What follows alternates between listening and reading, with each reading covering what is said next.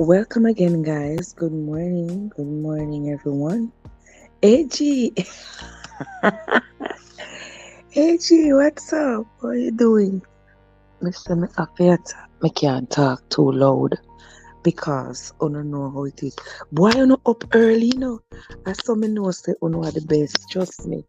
Because here I was saying, I said to myself, oh my God, now is a good time to go because the pitney them lay down on my foot, them have me tied up.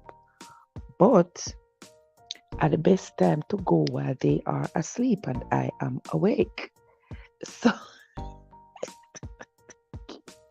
so as I was getting ready to go live, I said, maybe nobody isn't even going to be here this early. So let me wait like a bit until like 5:45 or so when the people then wake up.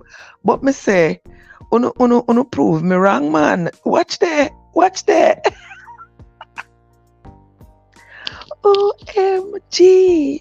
Welcome, guys. Good morning. Good morning, everybody. How y'all doing? Cad roll up in the place. Cad is in the place. AG is in the place. The amazing M&G is in the place. Welcome, guys. Thank you all so much for coming for your early morning blessing. How is everybody doing today? So good to see you all. Oh, my Lord. Guys, we miss out our reading. Our 2 mornings, we miss readings. OMG. We miss out our readings 2 mornings, I believe it was. So this morning we are going to be continuing with our Bible reading. And for those of you who are new here, and let me tell you, I have a lot of new people in the channel, lots of new people, and I sincerely appreciate each and every one of you who have stopped by. And I know that people are stopping by because they really want to hear the Bible, because they can't be bothered with reading it themselves. So just finished driving and I'm going to get about 4 hours sleep. I'm going to sleep and hear your voice. Oh, I'm glad you are safe, AG. Go ahead, get you some rest, my love. Get you some rest and we will talk later. M&G says, Trev, take that and wake up the picnic. Me say, them the right ear, so, but listen, if I get up, they are going to get up because they might watch me like a hawk. So I guess if I lay here and do the live, they will hear my voice and hear that I am still here. This one she wrap up her foot them in between my foot them. So every move me move, she feel me foot them. She jump up and look. Oh my God. So I'm not going to be able to escape it. So I may as well just do my live and relax. Oh, Mom. Okay, my love, you go ahead, get you some rest. You need it. Rejuvenate yourself, and we will see each other later. All right, my love, have yourself a good one. All right, so this morning, guys, we are going to be reading from the book of Nehemiah. We're going to be reading from 12 noon yesterday until, good God, you're batting up on you. Even though me nobody start up one conversation when you say I have to go sleep, because oh my God, I tell you, Sister Amazing, I really enjoy having them, enjoy being around them, all the time. I wish I could be here more, but I know I can't, so I just at the moment, so I just make the best of it while I am here. So we're gonna I'm just gonna have to make a little bit more effort to come see them more often. I usually do every 4 times for the year. Well, maybe I'm gonna have to do it a little bit more, but we will see. What happens. We will see. Can't make any promises because it's a hell of a drive. It takes me 10 hours to get here and 10 hours back. So that can't be like a quick turnaround trip. You know, I don't mind the gas. The gas is $3.50 a gallon, but hey, I mean, we spend money on other things, and this is what I choose to spend money on. So hey. But anywho, that's what it is. What's going on? Kat, how are you doing? Happy Friday morning. Can you believe it, guys? It is Friday morning. Oh my God. My vacation is over. Ain't that something? Over. But anywho, I had a blast. I couldn't get to go out as much because of the heat. And I wasn't going to take the kids out in that kind of heat, so we didn't get to do as much outside. But anyway, we enjoyed each other's company. I enjoyed their company. They enjoyed mine. And we had a good time. Now we are going to be reading, doing this morning's reading, coming to you from the book of Nehemiah, chapters 9 through 11. Now, for those of you who have been here, you would have known that in the previous readings, we read about how Nehemiah is trying to is rebuilding Jerusalem, and there is a lot of opposition. All the other governors around him are upset. They do not want him to reestablish the kingdom of Jerusalem, which is essentially the kingdom of his fathers. They don't want him to reestablish it because they know the power of the Jews and how influential they are on the societies around them. And so they are really scared that if Nehemiah reestablishes Jerusalem, that a lot of people around, they will essentially lose supporters, because a lot of people around would go over to Jerusalem and support them.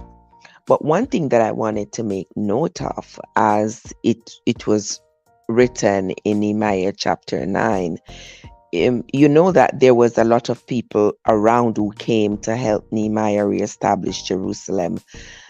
But at the end of the day, the people who were true descendants of the tribe, the tribes of the children of Israel, those people were considered to be the true Jews, and the others who were not direct descendants, could not trace their ancestry to a child of Israel, those people were separated. No matter how much contribution they made, they were separated, because according to Israel, they had to separate themselves from all the strangers. So imagine you go to help someone build a country, and when that country is finished building, regardless of the mammoth contribution that you had towards this rebuilding, you are still considered a stranger, and they have to separate themselves from you. Like, be ye separate, come from among them. Anywho, we are going to read some more about that in Nehemiah chapters 9, 10, and 11. And we're going to hear about some of the people, the names of the people. Forgive me if I butcher some of the names, because there are many. Some of the names of the people who Nehemiah appointed with different posts in Jerusalem to establish the society of Jerusalem after it was rebuilt. So we are going to be reading about that this morning. If you are new here, though, I want to say a very, very special welcome to you. Thank you so much for coming. I sincerely appreciate each and every one of you who have come into the live, and those of you who come in religiously to follow me in the reading. You can follow me with your book Bible or your Google Bible. As I do the reading, you do the listening. I know a lot of people don't like to read, they don't want to have to read, but I am here to do it for us. Now, we do not endorse any particular religion or denomination here on my channel. What we are simply doing is trying to read the Bible for ourselves on our own so that we can have an understanding of what is written in the Bible rather than continue to be told what is in the Bible. We have come across a few controversies. We have come across a lot of repetitiveness. We have also come to the realization that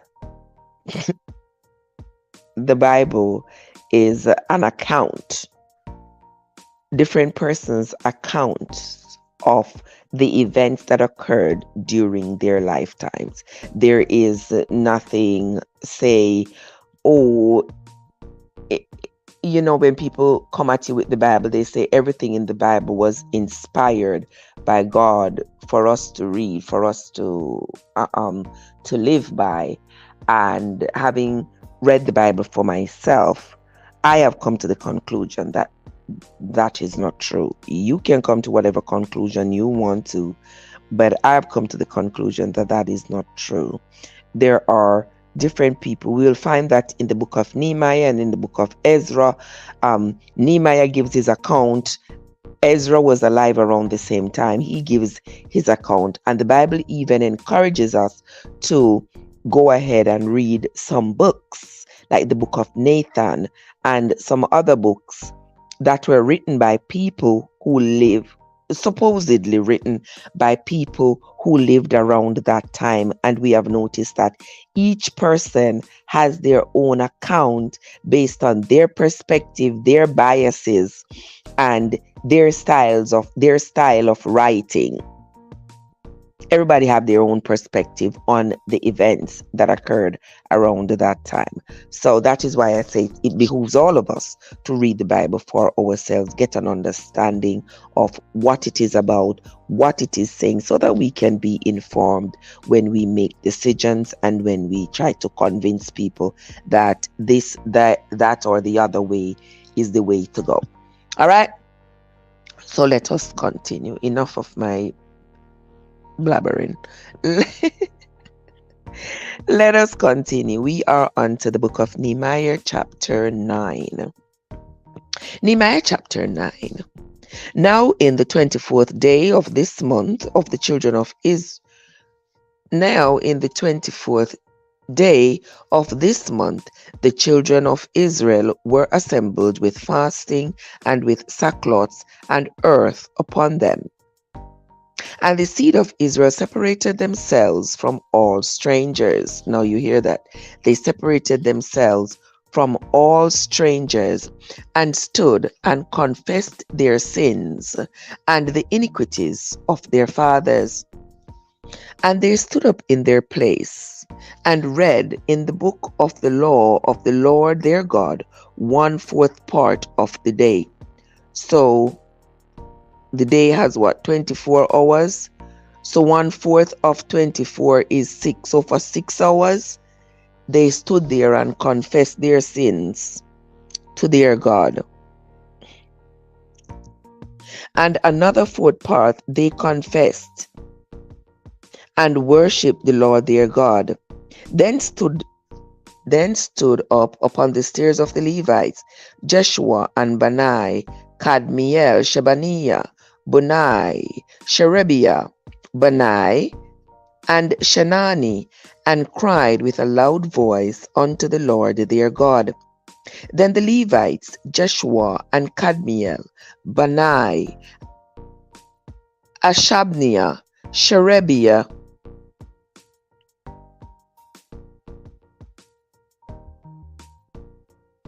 Holdijah, Shebaniah, and Pethaniah said, Stand up and bless the Lord your God forever and ever, and blessed be thy glorious name, which is exalted above all blessing and praise. God say, oh, I thought the children of Israel had a month.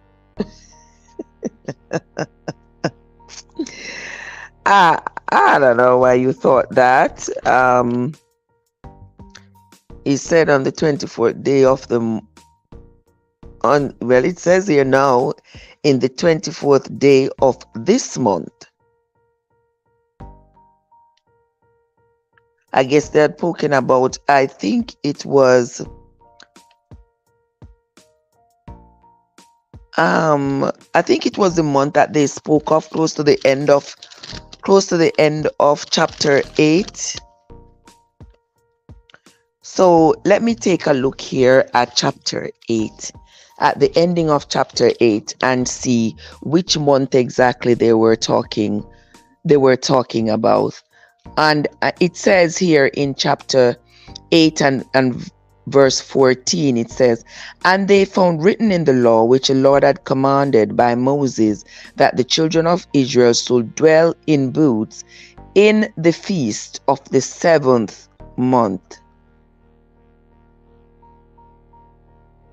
Oh, in the 24th day of the my bad. But there were, in fact, the month they were talking about was the 7th month. Oh, you caught me on that good, huh? Oh my gosh. All right, you caught me on that, sis. You really did. All right, let us continue. Verse 6.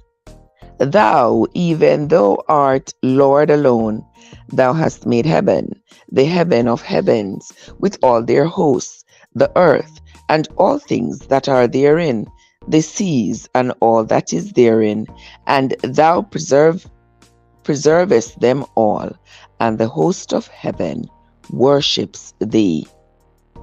Verse 7.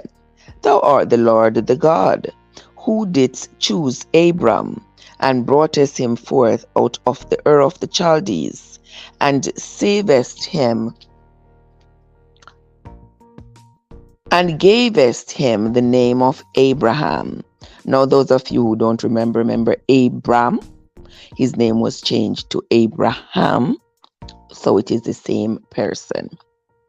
Verse 8, And foundest his heart faithful before thee, and madest a covenant with him to give him the land of the Canaanites, the Hittites, the Amorites, and the Perizzites, and the Jebusites, and the Girgashites, to give it, I say, to his seed, and hast performed thy words, for thou art righteous. And did see the affliction of our fathers in Egypt, and heard their cry by the Red Sea, and shewed signs and wonders upon Pharaoh, and on all his servants, and on all the people of his land. For thou knowest that they dealt proudly against them. So didst thou get thee a name, as it is this day. Verse 11, and we are on chapter 9 of the book of Nehemiah. Follow along in your book Bible or your Google Bible, my friends. Verse 11, And thou didst divide the sea before them, so that they went through the midst of the sea on the dry land, and their persecutors you threw into the deeps, as a stone into the mighty waters. Moreover, you led them in the day by a cloudy pillar, and in the night by a pillar of fire, to give them light in the way wherein they should go. Thou came down also upon Mount Sinai, and spoke with them from heaven, and gave them right judgments and true laws, gave statutes and commandments, and made known unto them thy holy Sabbath, and commanded them precepts, statutes, and laws by the hand of Moses your servant. Oh my God, Antonique. Antonique is here. Antonique, how are you doing? Oh my gosh. So good to see you, my love. So good to see you guys. There is Antonique. Antonique is one of our fiercest supporters. Antonique was always the winner of swords in hand. Haven't seen you in a hot minute. How are you doing, my love? I hope you're having a great Friday and getting ready for the weekend. Yep, as we are also getting ready for the weekend. Let us continue reading verse 15. And you gave them bread from heaven for their hunger, and you brought them forth water for them out of the rock for their thirst. And you promised them that they should go in to possess the land which thou hast sworn to give to them. But they and our fathers dealt proudly, and hardened their necks, and hearkened not to thy commandments, and refused to obey, neither were mindful of thy wonders that thou didst among them, but hardened their necks, and in their rebellion appointed a captain to return to their bondage. But thou art a God ready to pardon, gracious and merciful, slow to anger, and of great kindness, and forsook them not. Yea, when they had made them a molten calf, and said, This is thy God that brought them up out of Egypt, and had wrought great provocations, yet thou in thy manifold mercies forsook them not in the wilderness. The pillar of the cloud departed not from them by day, to lead them in the way in which they should go, neither the pillar of fire by night, to show them light and the way that they should go. Here we see Nehemiah.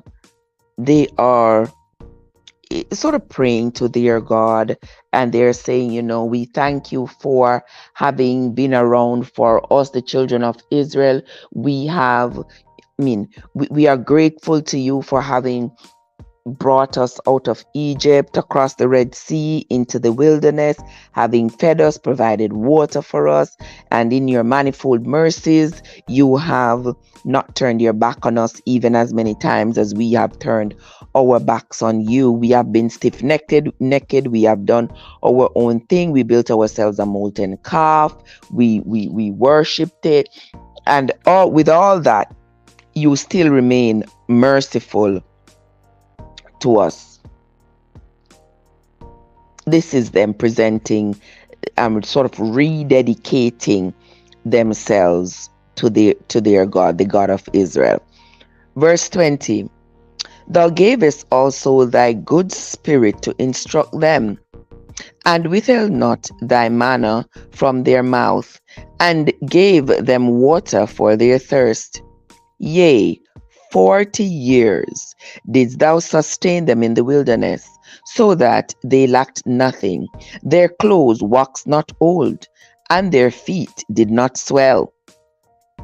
Moreover, you gave them kingdoms and nations, and didst divide them into corners. So they possessed even the land of Sion, and the land of the king of Heshbon, and the land of Og, king of Bashan. Their children also multiplied thou as the stars of heaven, and brought them into the land concerning which thou hast promised to their fathers that they should go in to possess it. Now you know what they're talking about right there. If you have been with me as we have been doing the readings, you would have noticed that the children of Israel, really, they came out of Egypt sort of like a big old cult, just this whole lot of women and children and men and everybody ready for war, and their animals and everything, and they came out traveling to a land where they believe there was promised to their forefather Abraham. And whether it was true or not, whether it was that Abraham had spoken to God and God had told him, well, this is the land I want you to go possess. The children of Israel absolutely believed it, and they believed that they had a right to that land. And it makes me stop, pause, and wonder. And I said, I mean, if we read here of this God being all gracious and merciful and the protector and all, and I am only seeing here where this God cares only about the children of Israel. Only the children of Israel are, I want to say, important to this quote unquote to their God. But in the same breath, their God, who they say is all merciful, all powerful, grant them all this wisdom, is the same God who, when he gets angry, this is how they have interpreted the actions of their God. When they disobey and he gets angry, he treats them with impunity by causing their enemies to overcome them and take them into captivity and take all of their riches and just sort of make them into slaves. And then I wonder, why were there these other people who did not serve this God? Why were they allowed to be successful in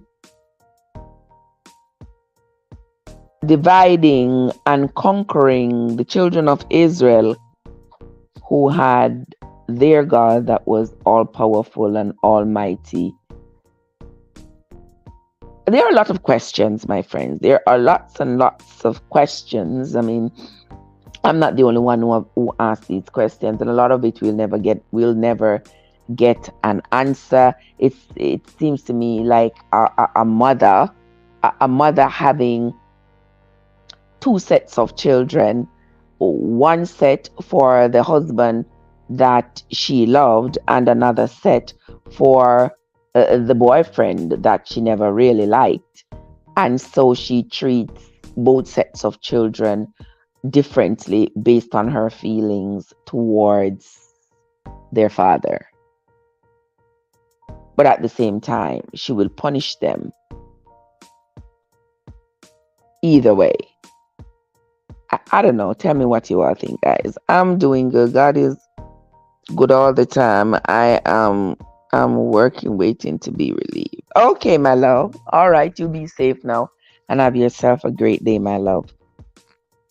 Yeah, so that was just one of the questions that I ask all the time. Like, yeah, you heard that question that I asked before.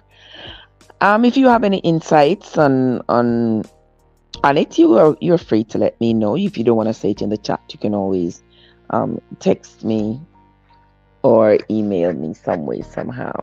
I'm never too hard to find. But let us continue with the book of Nehemiah, chapter 9 and verse 20. Thou gavest also thy good spirit to instruct them, and withheld not thy manna from their mouth, and gave them water for their thirst.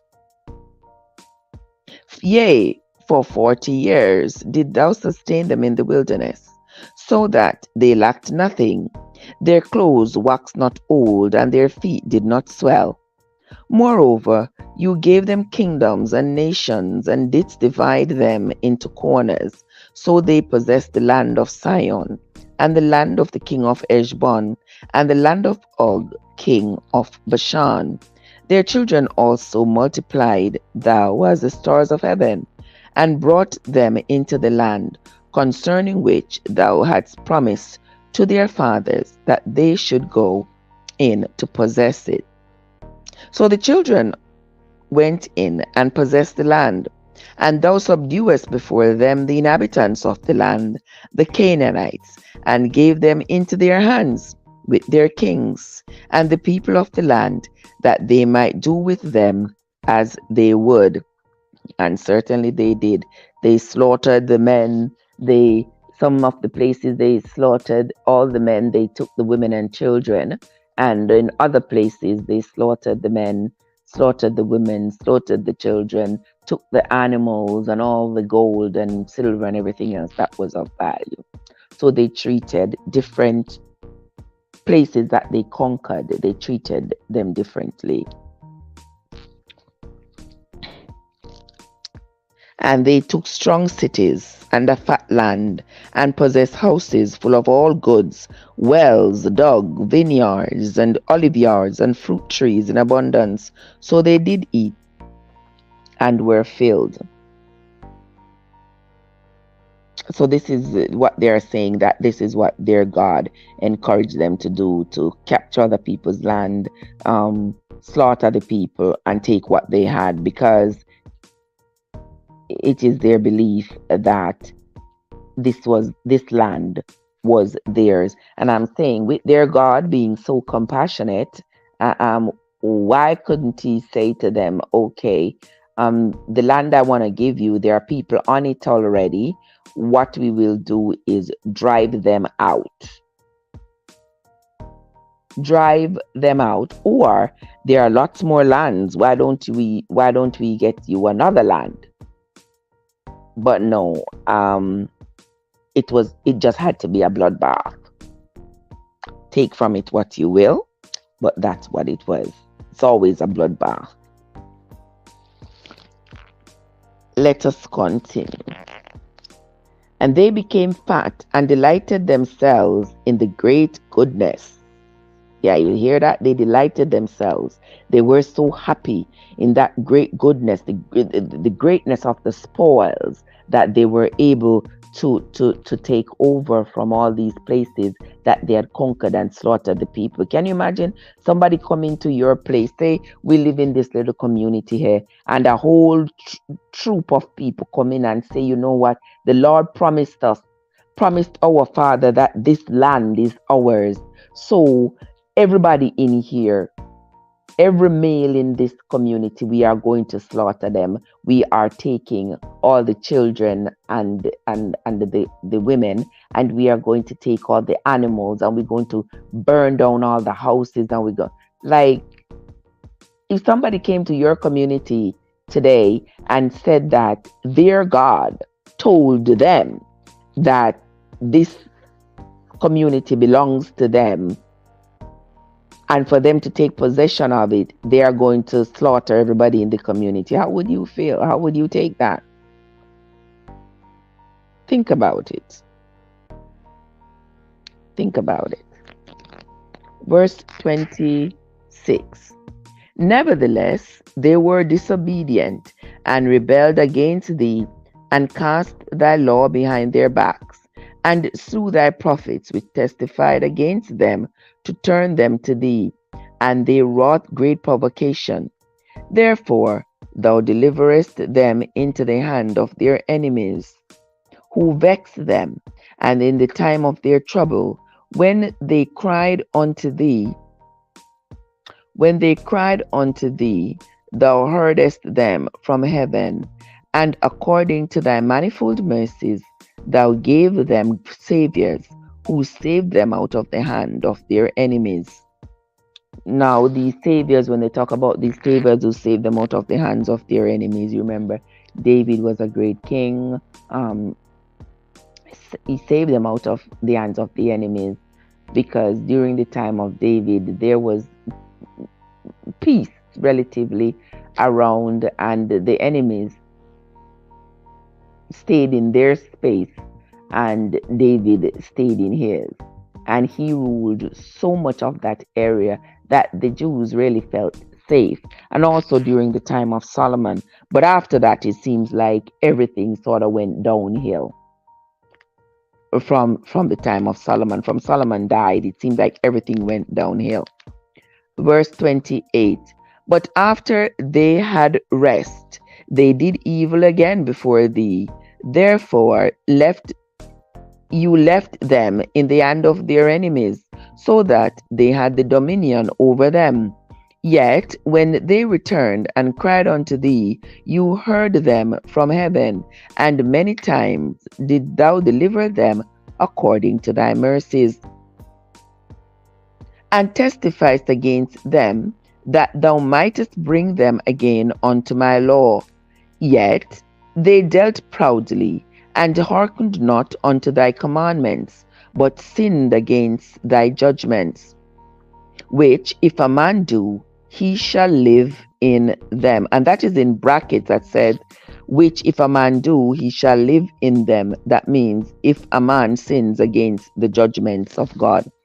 And withdrew the shoulder, and hardened their neck, and would not hear.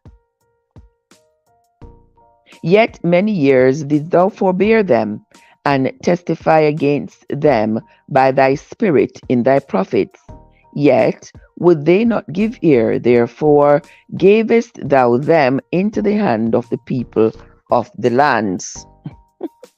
Poor children of Israel. If you don't hear, you will feel. You don't listen, you get punishment. Let's continue. Verse 31. Nevertheless, for thy great mercy's sake, thou didst not utterly consume them, nor forsake them, for thou art a gracious and merciful God. Now therefore, our God, the great, the mighty, and the terrible God, who keepeth covenant and mercy, let not all the trouble seem little before thee, that hath come upon us, on our kings, on our princes, and on our priests, and on our prophets, and on our fathers, and on all thy people, since the time of the kings of Assyria until this day. Howbeit thou art just in all that is brought upon us, for thou hast done right, but we have done wickedly.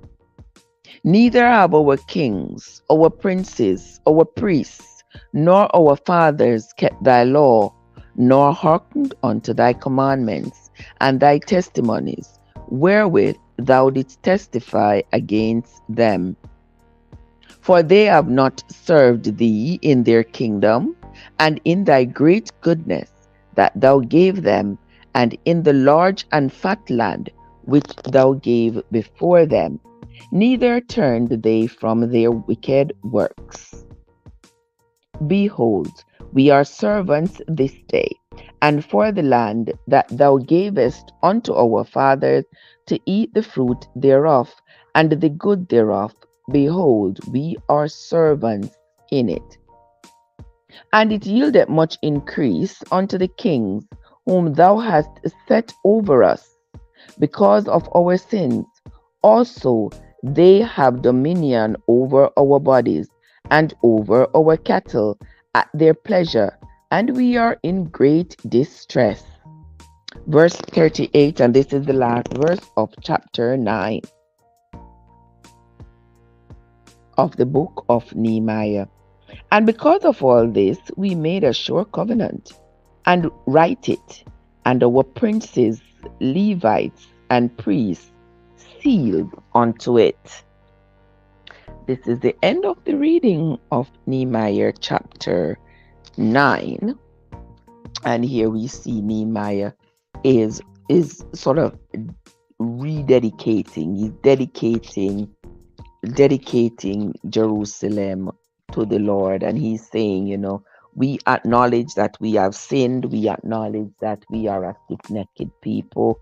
We have gone against the kings and prophets that you have appointed for us, because they have told us the truth, and we don't want to hear the truth. And when he said he's talking about his foreparents, they don't want to hear the truth from these prophets. And so they hardened their hearts and they went away from the laws of Moses. They did the opposite of what the laws of Moses required of them as Jews, as descendants of the children of Israel. So with them having turned their backs on the laws of their God and their prophets, he's saying to God, look, you have punished us. And now we are ready to come back. We are ready to come back to reestablish the laws of Moses in this land. We are going to be reading chapter 10. And don't forget, Nehemiah has 13 chapters, I believe. So we will finish reading Nehemiah tomorrow morning, and then we are going to move on into the great book of Esther. All right. Nehemiah chapter 10. Now, those that sealed were Nehemiah the Tershita. I remember when we talk about Nehemiah the Tershita is the governor, and he was the governor because King Artaxerxes has appointed him the governor of Jerusalem. Now, these that sealed were Nehemiah the Tershita, the son of Machaliah, and Zidkijah, Zariah, Azariah, Jeremiah, Pashur, Amariah, Malchijah, Hattush, Shebaniah, Maluk, Harim, Merimoth, Obadiah, Daniel, Ginethon, Baruch, Meshullam, Abijah, Mijamin, Messiah, Bilgai, Shemaiah. These were the priests. And the Levites, both Jeshua, the son of Azaniah, Binnui of the sons of Enadad, Kadmiel, and their brethren Shebaniah, Hodijah, Kelita, Pelaiah, Hanan, Micah, Rahab, Ashabiah, Zakur, Sherebiah, Shebaniah, Hodijah, Benai, Beninu, the chief of the people, Parosh, Pahath Moab, Elam, Zathu, Benai, Bunai, Asgad, Bebai, Adonijah, Bigvai, Adin, Ater, Iskijah, Azur, Hodijah, Asham, Bezai, Harith, Anathoth, Belai, Nebai, Magpiash, Meshullam, Hezir, Meshazabil, Zadok, Jaddua, Pelathiah, Hanan, Anaiah, Hoshea, Ananiah, Hashub, Haluesh, Peleha, Shobek, Rehum, Ashabna, Messiah, and Ahijah, Hanan, Anan, Maluk, Harim, Bana, and the test of the people, the priests, the Levites, the porters, the singers, the Nethinims, and all they that had separated themselves from the people of the lands unto the law of God, their wives, their sons, and their daughters, every one having knowledge and having understanding.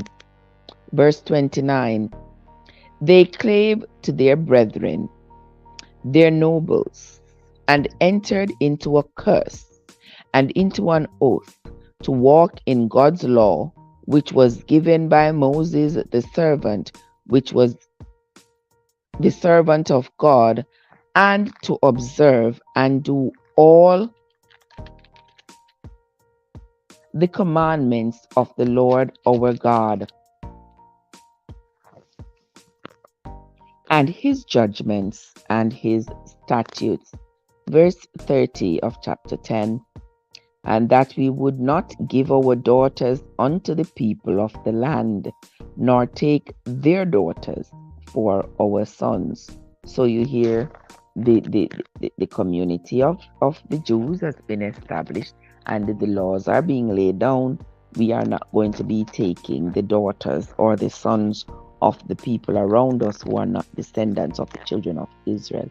We are not going to be intermarrying. Verse 31, and if the people of the land bring ware of any victuals on the Sabbath day to sell, that we would not buy it of them on the Sabbath or on the holy day, and that we would leave the 7th year and the exaction of every debt.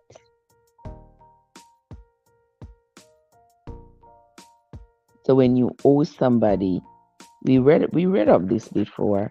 When you owe somebody, after 7 years, if you have not paid, then that debt is dissolved. You no longer owe that money. Verse 32. Also, we made ordinances for us to charge ourselves yearly with the third part of a shekel for the service of the house of the Lord. So every year you're going to pay a third of a shekel for the service of the house of the Lord. That is the agreement. For the shewbread, and for the continual meat offering, and for the continual burnt offering of the Sabbaths of the new moons, for the set feasts, and for the holy things, and for the sin offerings, to make an atonement for Israel, and for all the work of the house of our God. And we cast the lots among the priests, the Levites, and the people for the wood offering, to bring it into the house of our God, after the houses of our fathers, at times appointed year by year, to burn upon the altar of the Lord our God, as it is written in the law, and to bring the first fruits of our ground, and the first fruits of all fruit of all trees, year by year, unto the house of the Lord. Also, the firstborn of our sons and of our cattle, and it is written in the law, and in the firstlings of our herds and of our flocks, to bring to the house of our God, unto the priests that minister in the house of our God, and that we should bring the first fruits of our dough and our offerings, and the fruit of all manner of trees, of wine and of oil, unto the priests, to the chambers of the house of our God, and the tithes of our ground, unto the Levites, that the same Levites might have the tithes in all the cities of our tillage. Verse 38. And the priests, the sons of Aaron, shall be with the Levites when the Levites make tithes. And the Levites shall bring up the tithe of the tithes unto the house of our God, to the chambers, into the treasure house. For the children of Israel and the children of Levi shall bring the offering of the corn, of the new wine, and the oil unto the chambers, where are the vessels of the sanctuary, and the priests that minister, and the porters, and the singers, and we will not forsake the house of our God. That is the end of chapter 10. Now, chapter 10 here, sort of talks about the obligations that the children of Israel are agreeing to abide by these obligations as a part of the Jewish community. They will contribute financially to the maintenance of the tabernacles, the maintenance of the movement, if you want to call it that. They are agreeing that the Levites are going to be the ones responsible. They are going to be responsible for what happens in the temple. They are agreeing that their first child is going to be presented to the Lord. They're the first fruits of their flock, of the first animal of their stocks, and the first fruits of their groves and gardens is going to be presented to the Lord. So with all these agreements, it means that they are now going back to following the laws of their forefathers that were established by Moses on Mount Sinai. And so this is now the establishment of the laws that are going to govern the people who are now going to be inhabiting Jerusalem. We are going to move on to reading chapter 11. Let me see. We are going to move on to reading Nehemiah chapter 11. I want to say thanks to everybody for coming in. Thanks to you all for coming into the live this morning. We are going to be running for a little bit over an hour. All right, we're going until around 7. So follow me in your book Bible or your Google Bible as we read the book of Nehemiah. Now we are on to Nehemiah chapter 11. And the rulers of the people dwelt at Jerusalem. The rest of the people also cast lots to bring 1 of 10 to dwell in Jerusalem, the holy city, and 9 parts to dwell in other cities. And the people blessed all the men that willingly offered themselves to dwell at Jerusalem. Now these are the chief of the province that dwelt in Jerusalem, but in the cities of Judah dwelt everyone in his possession in their cities, to wit, Israel the priests, and the Levites, and the Nethinims, and the children of Solomon's servants. And at Jerusalem dwelt certain of the children of Judah, and of the children of Benjamin, of the children of Judah, Athaniah, the son of Uzziah, the son of Zechariah, the son of Amariah, the son of Shephatiah, the son of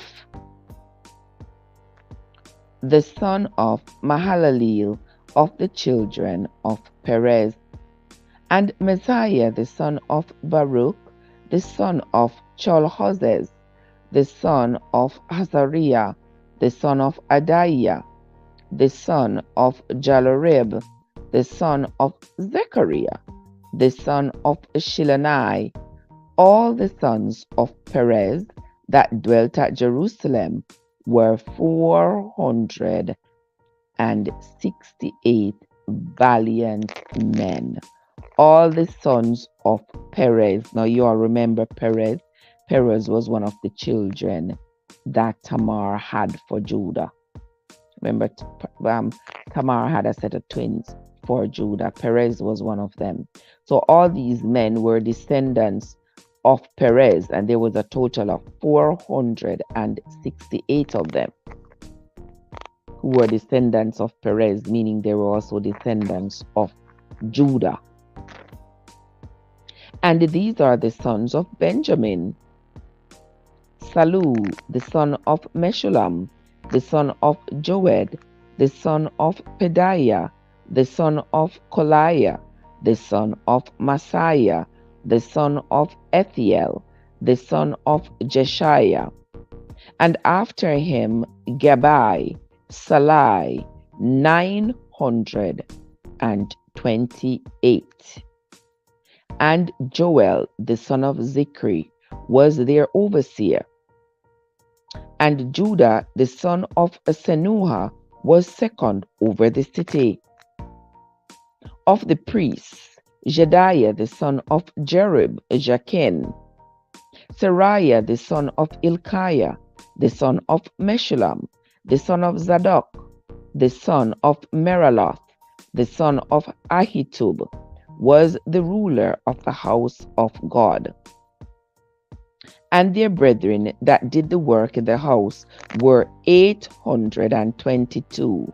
And Adahiah, the son of Jeroham, the son of Pelaliah, the son of Amzi, the son of Zechariah, the son of Pashur, the son of Malchiah, and his brethren, chief of the fathers, 242, and Amashai, the son of Azareel, the son of Ahasai, the son of Meshillemoth, the son of Immer, and their brethren, mighty men of valor, 128, and their overseer was Zabdiel, the son of one of the great men.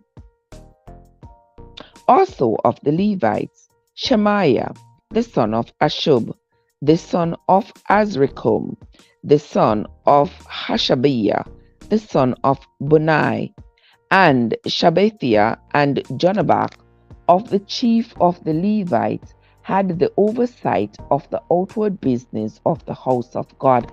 So here you see Nehemiah is giving everybody their role.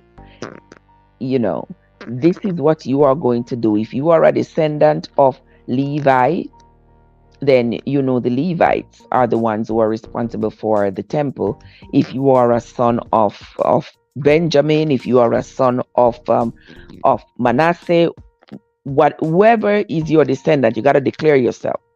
You got to declare yourself where your lineage, which child of Israel your lineage comes from, so that Nehemiah can determine what your role in the rebuilding of Jerusalem is going to be. Verse 21, but the Nethinims dwelt in Ophel, and Ziha and Gizpah were over the Nethinims. The overseer also of the Levites at Jerusalem was Uzzi, the son of Bani, the son of Ashabiah, the son of Mattaniah, the son of Micah. Of the sons of Asaph, the singers were over the business of the house of God. For it was the king's commandment concerning them that a certain portion should be for the singers, due for every day. And Pethahiah, the son of Meshezabeel, of the children of Zerah, the sons of Judah, was at the king's hand in all matters concerning the people. So this Pethahiah person, he was a descendant from Judah, and he was at the king's hand. He was at Nehemiah's hand in all the matters that concerned the people. So he was a great overseer. And for the villages with their fields, some of the children of Judah dwelt in Kirjath Arba, and in the villages thereof, and at Dibon, and in the villages thereof, and at Jekabzeel, and in the villages thereof, and at Jeshua, and at Melodah, and at Beth-Pelet, and at Azar Shual, and at Beersheba, and in the villages thereof, and at Ziklag, and at Merconah, and in the villages thereof, and at Enrimmon, and at Zerai, and at Jarmuth, Zanoah, Adullam, and in their villages, at Lachish, and the fields thereof, at Azekah, and in the villages thereof, and they dwelt from Beersheba unto the valley of Hinnom. Now the children also of Benjamin from Geba dwelt in Mishmash, and Ahijah, and Bethel, and in their villages, and at Anathoth, Nob, Ananiah, Azor, Ramah, Nebalijah, Lod, and Ono, the valley of craftsmen. And of the Levites were divisions in Judah and in Benjamin. All right. So right there it is saying that among the Levites, they were divided to be among in Judah and in Benjamin. You know that they would call the places where the different descendants of the children of Israel live, they would call it by the name of the forefather. So that's why they called the one place Benjamin, because the people who resided in that area were were descendants of Benjamin. And they called one place Judah because the people who lived there were descendants of Judah, who was a child of Israel. Relax your foot now.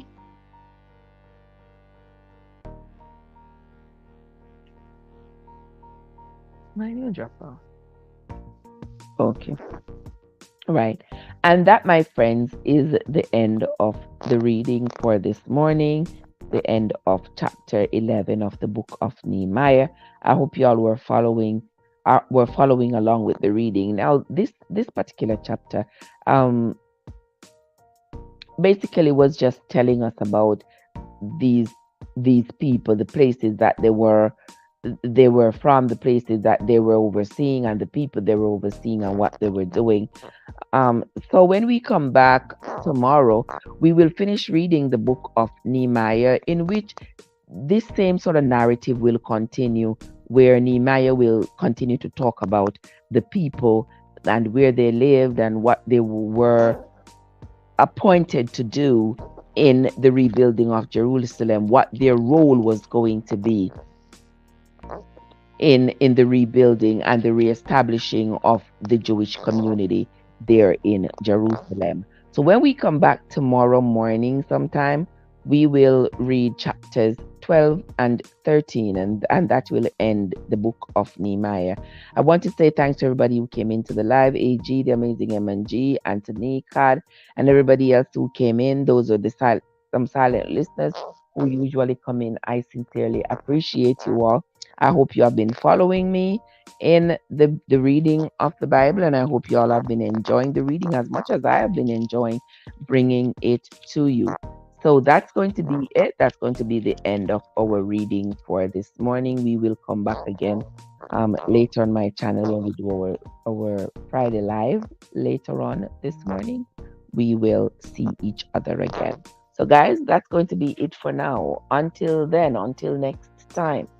This is Trev from Trevessence, where your journey matters. Now go ahead and have yourselves a great day, everybody, and I will see you all again later.